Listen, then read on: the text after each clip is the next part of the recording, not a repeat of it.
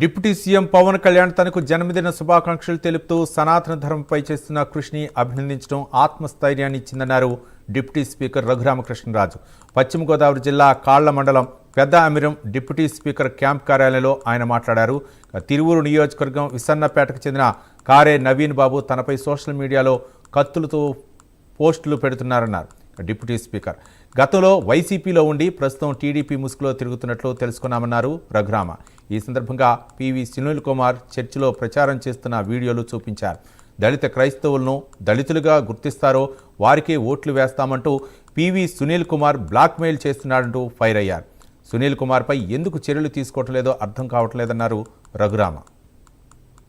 అరే నవీన్ బాబు ఇతను విసన్నపేట అంటే తిరువూరు నియోజకవర్గంలోని విసన్నపేట మండలంలో బహుశా అతను converted Christian from perhaps SC community.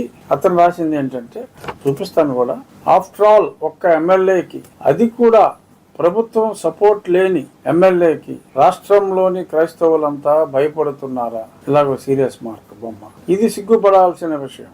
ఆ నియోజకవర్గం క్రైస్తవులు తలుచుకుంటే మట్టిలో కలిసిపోతాడు. ఎప్పుడు శాంతి మంత్రమే కాదు, మన జోలికి వస్తే, మందిరం జోలికి వస్తే కత్తి కూడా పట్టాలి. ఇంకోసారి క్రైస్తవుల గురించి మాట్లాడాలి అంటే వణుకు పుట్టాలి. ఈ నా కొడుకుకి జై భీమ్ జై భారత్. చివరిలో ఇదొకటి. సో వాడి కత్తి ఇది. సో ఇతను ఏదో ముసుగు.